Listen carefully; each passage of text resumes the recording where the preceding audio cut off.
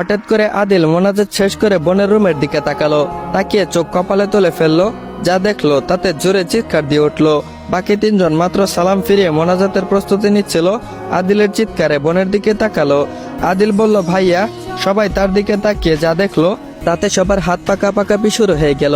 আল্লাহ কি ওদের কথা শুনলো না? শেষ পর্যন্ত কি ওর বাবা মায়ের মতো ওদের বোনও? না, এটা হতে পারে না, কিছুতেই না।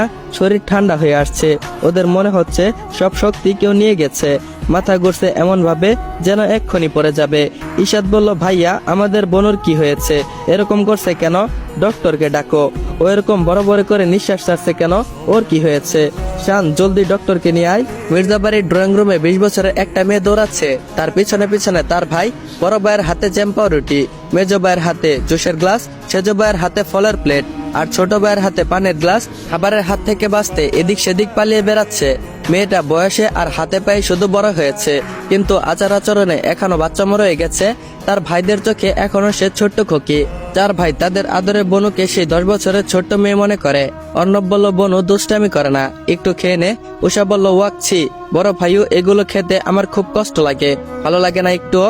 আদিল বলল, দাঁড়া বনু, একটু জুস খেয়ে নে। উষা বলল, খাবো না আমি কিছুই খাবো না। ঈশান বলল, লক্ষ্মী বনু আমার, খাবারটুকু খেয়ে নে, তুই দৌড়ানোর শক্তি কোথায় পাবি? ঈশাদ বলল, বনু আর কিছু না খাস, কয়েক পিস ফলের টুকরো মুখে দে। উষা বলল, একদম না, আমার খেতে ভালো লাগে না, প্লিজ ভাইওরা জোর করো না আমাকে, আমার এগুলো খেতে বিরক্ত লাগে, কি বিচ্ছিরি খেতে। উষা ওর ভাইদের ভাইও বলে ডাকে। এখন 4 ভাইয়ের এক ভাইও তাদেরকে ধরতে পারছে না। ভীষণ জেদি মেয়ে, খাবার নিয়ে খুব জেদ করে।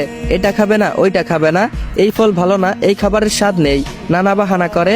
4 ভাই প্রতিদিন তার পেছনে ছোটাছুটি করে খাবার নিয়ে, কিন্তু কখনো বোনের আগে খাবার খায় না। যত দেরি হোক না কেন বোনকে খাইয়ে তারপর নিজেরা খাবে। সবার আগে ওদের বোন, তারপর বাকি সবকিছু। অর্ণব বলল, বনু তুই কি খাবি না? উষা বলল, আমার খেতে ভালো লাগে না ভাইও।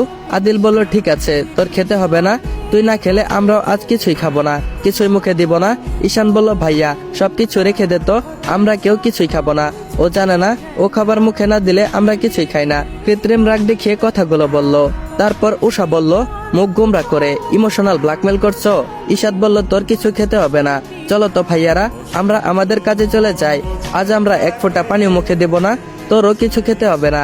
4 ভাইয়ের বুদ্ধিটা কাজে লাগলো। 4 ভাইয়ের চোখের ইশারায় এমনটা করছে। উষা চুপচাপ ভদ্রমের মতো সোফায় এসে বসলো।